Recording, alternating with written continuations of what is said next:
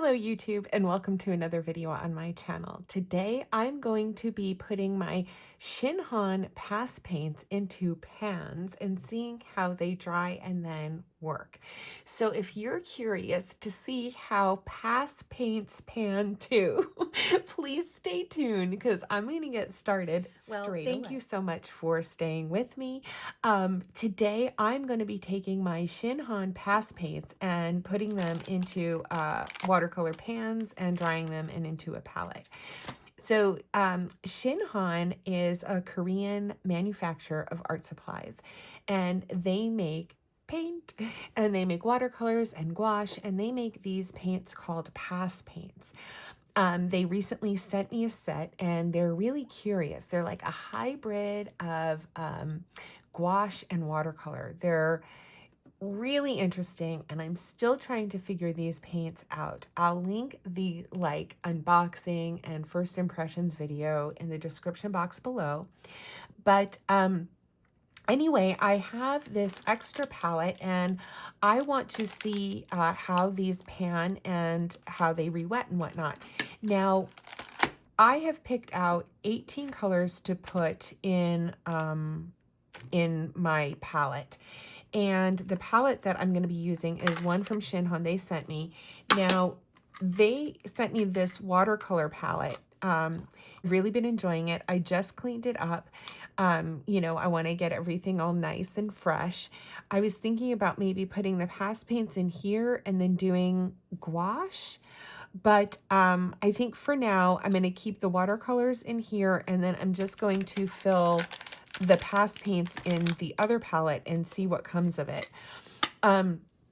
This travel palette, it is available with this subsidiary palette, which is really nice. It sits at the bottom, so like you can travel together with them like this. So it's super nice like that. And I was actually using this palette to paint with pass paints and they re-wet really well. They dry down and they re-wet. So I'm going to go ahead and put them in a palette and see what happens. I've picked out, like I said, 18 colors so that it comes in a set of 48 tubes, 20 milliliter tubes. And I picked out 18 colors that I think I'm going to pan and try and paint with. So, yeah, and the consistency of these paints is very, very different. It's not like gouache coming out of the tube. It's more like a watercolor consistency. I don't know. You'll see here in a second. They have they're textured at the bottom, on the bottom of their pans. I don't know if you can see that. It's kind of to grip the watercolor cake as it dries down. So I think these would be really nice for like gouache. If you wanted to do like a dried gouache palette, I think these would be really nice. So anyway, we're going to find out. So I am going to quickly label my half pans with the colors just so I know what's what. And then I will be back. Oh, just look how pretty. Look at the bottom.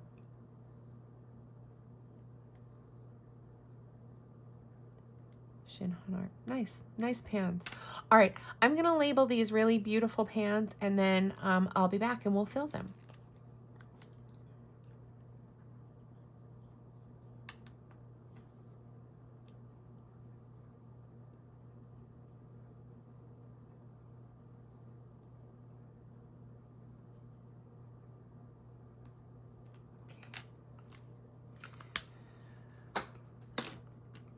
So, ShinHan Art is a Korean art supply manufacturer, and they make a wide variety of art supplies. They make watercolors, they make gouache, they make markers and pens, and they also make these, which are called pass paints. Now, the pass paints are a hybrid gouache watercolor paint, and they are really, really interesting.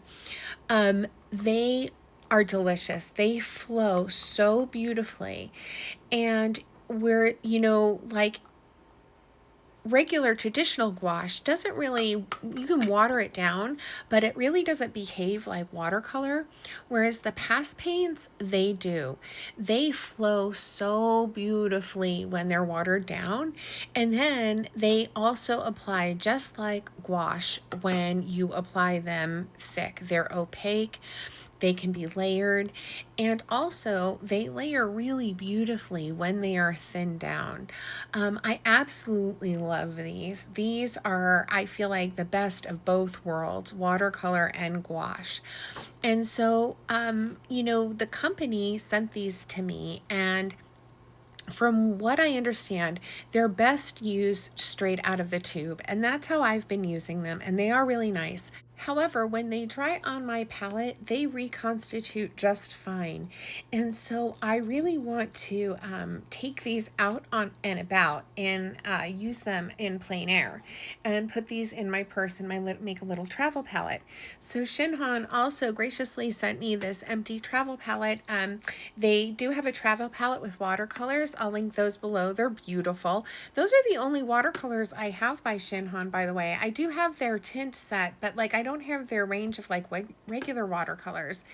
And I don't know, I feel like this does the job because these really do behave like watercolors and gouache. And it comes with a hybrid white. So yeah, well, I would love to have the range of the watercolors because, I'd love the range. What I have is great, and the travel palettes are great. It has, tons of mixing space and whatnot. It comes with this extra, like, auxiliary palette, which is wonderful. So I'm happy. I'm so excited about this. I mean, there's so much mixing space. I can add more colors. I'm so excited about this little palette, guys. Okay.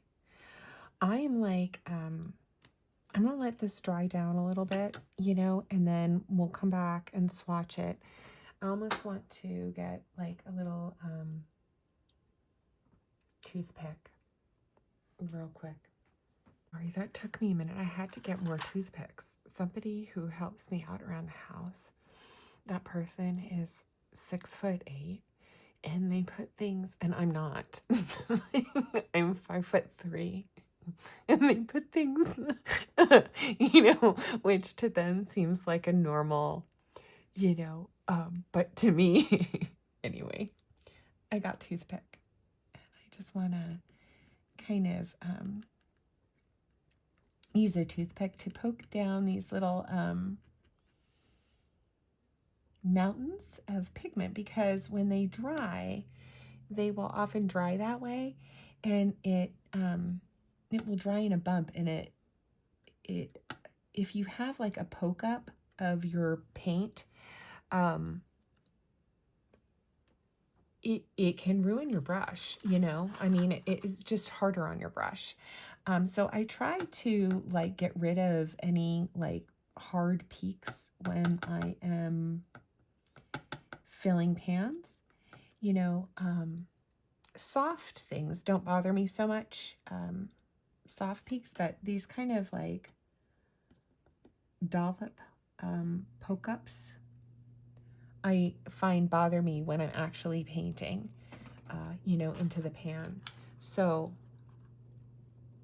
for me, it is worthwhile to just take a toothpick and kind of just work it around like that. And it usually will like kind of self-level out when you're filling a pan.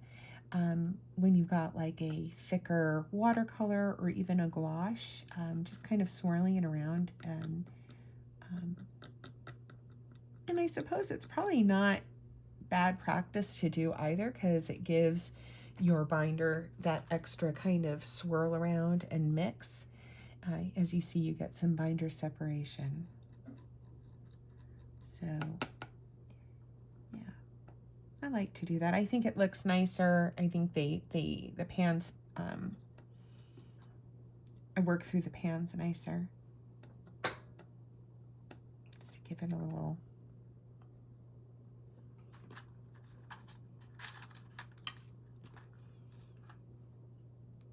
I might even use that to swatch.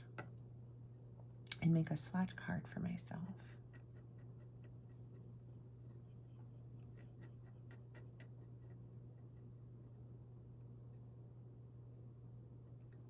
Okay.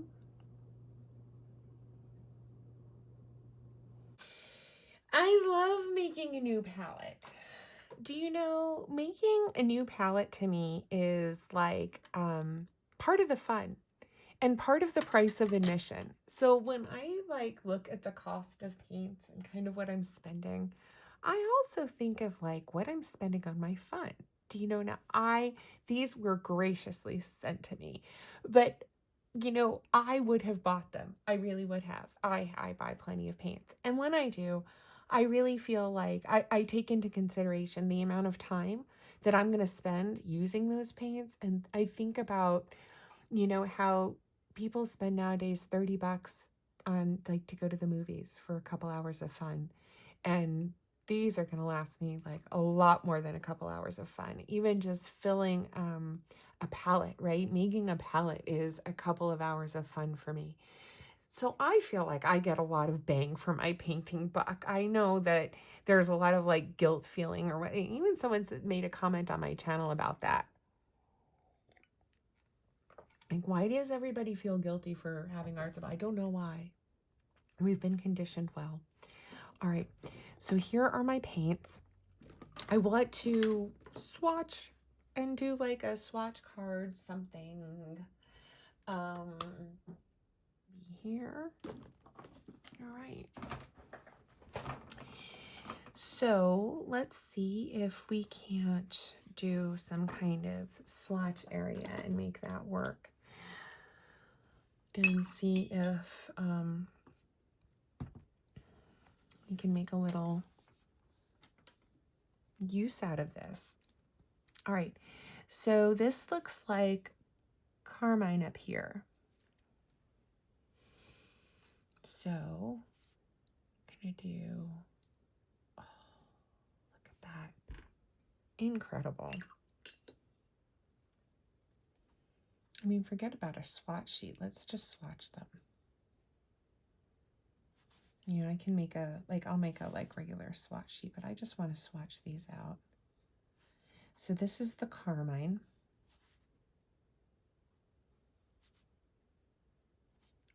And you see it's like, let me pull this over.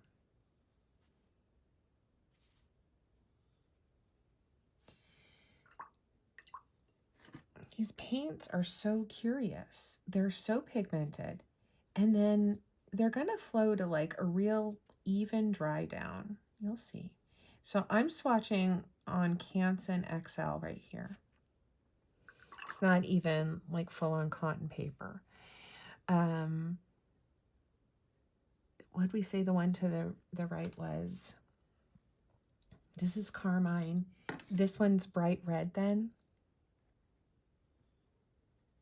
I think. It must be. Yeah. Yeah, it's bright red. You know, so these pass paints, they use a lot of like fluorescent pigments. They're not like as light fast as some other paints, like watercolors, as like ShinHan watercolors. As you can see here in this bright red, there's like some, I don't know if you can see, I can see that there's like some fluorescent pigment in there. It's so pretty though, y'all. It's so pretty. Yeah, BR1 and PR48-1. So the, you know, there's the pigments are not as maybe light fast, but oh my gosh, these paints are so beautiful. They are so pretty. All right. And you see, you can really, they're really like a watercolor gouache hybrid. Interesting, interesting. All right. I don't know that I used used a toothpick on the vermilion hue. So I'll just dip into that to swatch it. And, oh,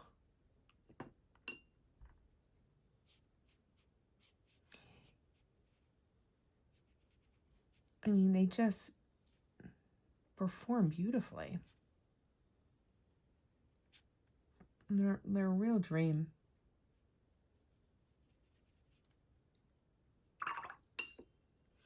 And then Permanent Yellow Deep is next. I think that's over here.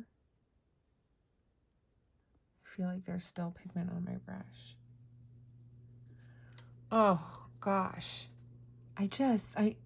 Aren't these just so bright and beautiful? Okay. All right, that's Permanent Yellow Deep. And then next would be Permanent Yellow.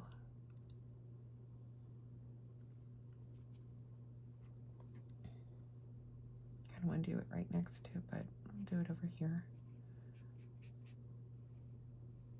Oh, I'm so excited to, oh wow, sorry, I totally contaminated that. But I'm so excited to have this palette. And you know, when everything's in tubes in a box, it's not as accessible. So when I've got something on a palette that I can just reach for and use and open, that is just, to me, is a lot more accessible. So I'm more apt to use it. I don't think I did, oh, you see this lemon yellow is like a neon yellow. I mean, it truly is a neon yellow. It's not like a neon yellow, it is a neon yellow. So I don't know if that's translating over the, you know, phone or whatever it is, but it's a neon yellow. I love it. I love it. I'm not sad about it. Don't get me wrong. All right, here is greenish yellow, is over here, and I might put these in a different order. These were like the initial ones, the initial order I thought. Oh,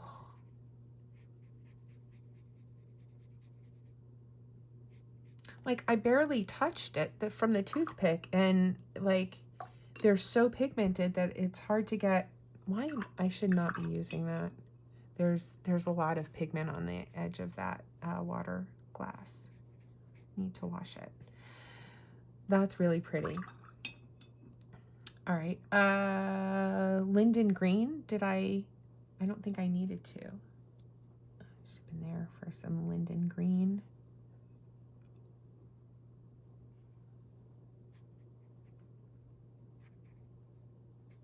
This is like a May green. I don't know. Reminds me of linden green, though. I like that name better than May green. All right. And then the next one I chose for this was sap green. So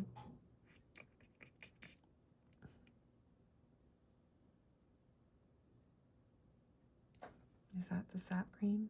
I think that's, I don't know, because it's on the toothpick now and it started to dry down. So I can't tell.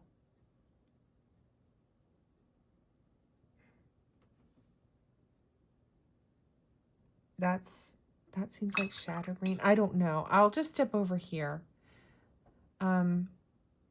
This is the sap green. Yeah. Yeah, that's not sap green. Here's sap green. I keep wanting to dip into the one that has paint on it. Yeah. Oh, so pretty.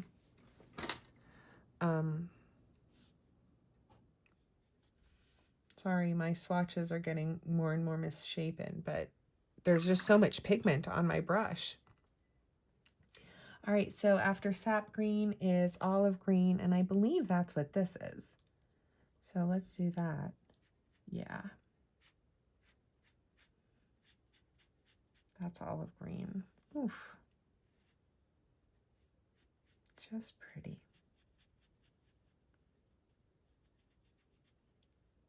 Right? And olive green is next. Oh, ultramarine. Ultramarine. Where'd we do that?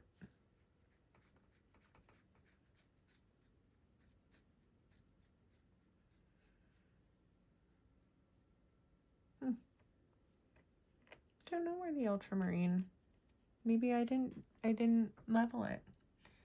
But here's ultramarine. I feel like there's green in it.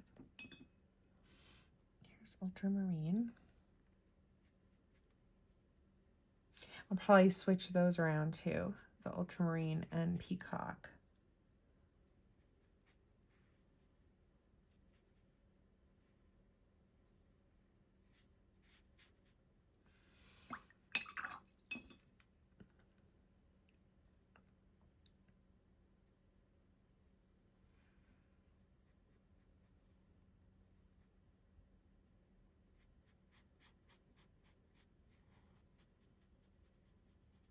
Once they dry, I'll be able to move them around in the palette. And then over here is the Rennie Yellow Ochre. But still very, do you see, like, even though you think it would be just completely runny and transparent, look at how, I mean, I don't know what's up with these paints. So interesting. All right, and then this is the brownish red, or brown red. Look at that.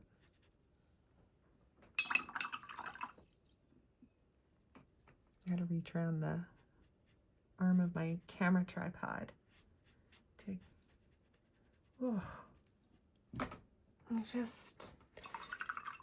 I love a reddish brown on the palette. I really do. I appreciate that. All right, so this one is then Shadow Green.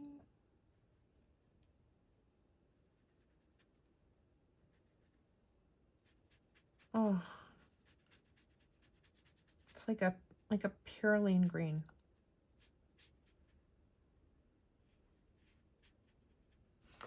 And then finally Opera Rose.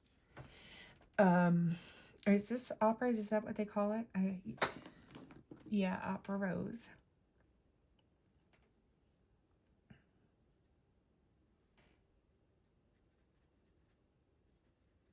So I thought that the Opera Rose would be a really good mixing choice on the palette. And I thought that the Shadow Green would be a good mixing choice on the palette. So, and that's why I put these colors down here, because I thought, I chose these 4 colors because I thought they would be good mixers. You know, be able to get myself a nice purple violet with the Opera Rose. I could mute the colors with the Shadow Green, you know, or any of these really. So I that's why I chose these as my neutrals. I know Opera Rose might not seem like a normal neutral, but that's why I chose this for my palette. All right, so I'm gonna let these dry. Okay, let me rephrase that. I'm gonna try and wait till these dry down before I paint with them, because I really do want to see how they, you know, I want to show you how they perform. But these, I love my past paints, y'all. I really do. I'm enjoying these a lot. They're so much fun. And they're so different. They're so different than any other paints that I have. You know, they're different. Yeah, I'm having fun with them. All right, I'll be back with the painting. So unfortunately, I lost some of the footage, well, quite a bit of the footage of me painting. Actually, I took it, but it was in the wrong aspect ratio anyway. I did get, I was able to edit out some really cool close-up shots of a couple of paintings that I did using these paints once they dried down. And I have to tell y'all, like, I have been painting with these paints now for a minute, and they are an absolute dream. They re-wet so beautifully. They work as a watercolor, as a gouache. Here I am using the inlaid needle nose brushes from Famui, which I absolutely love. As you can see, the flow of this paint is just unmatched. Between any other, like a gouache, acrylic gouache, and it layers so incredibly well. These paints are truly like in a class among themselves. I love them. They're now my go-to paints. I keep this palette in my travel bag. And I also keep some on my desk.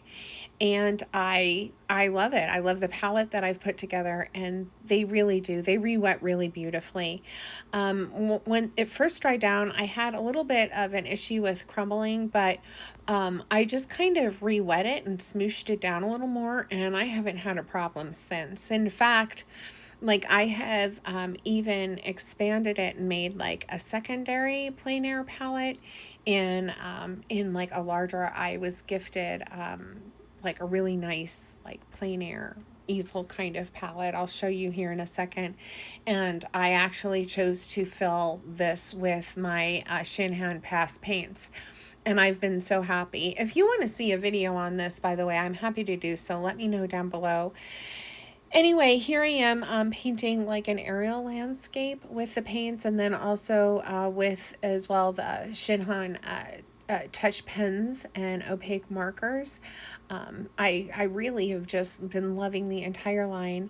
I do have a set of their travel watercolors, but I'm really hoping to get a full set of their watercolors next. But I don't know, I kind of feel like in a way I don't really need them with the past paints. Forgive me for saying so, I know, can you imagine?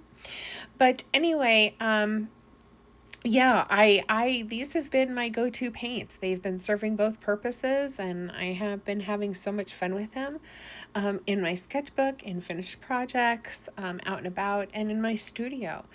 So thank you all so much for staying with me, and until next time, everyone, take good care. Bye now.